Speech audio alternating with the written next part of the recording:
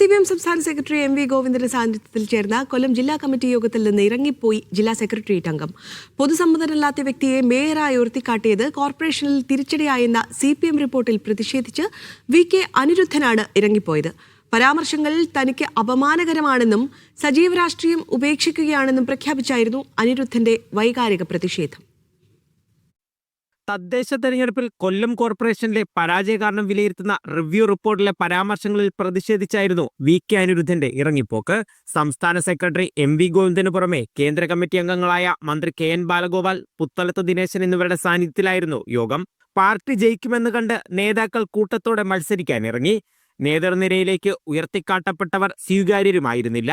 സ്ഥാനാർത്ഥി നിർണയത്തിലെ പോരായ്മയും പരാജയത്തിന്റെ ആക്കം കൂട്ടിയെന്നും റിപ്പോർട്ടിലുണ്ട്.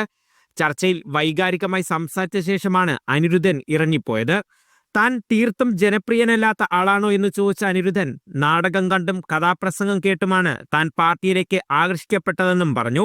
പാർട്ടിയാണ് തനിക്കെല്ലാമെന്നും VK അനിരുദ്ധൻ മറുപടി നൽകി. മേയറാകാൻ താൻ യോഗ്യനല്ല എന്ന് പാർട്ടി കണ്ടെത്തിയ സ്ഥിതിക്ക് സജീവ രാഷ്ട്രീയത്തിന് ഇനിയില്ല എന്ന് പറഞ്ഞായിരുന്നു ഇറങ്ങിപ്പോക്ക്. മുതിർന്ന നേതാക്കളടക്കം പങ്കെടുത്ത യോഗത്തിലെ പ്രതിഷേധത്തിന്റെ പേരിൽ അനിരുദ്ധനെതിരെ പാർട്ടി നടപടിക്കും സാധ്യതയുണ്ട്. മീഡിയ 1 കൊല്ലം.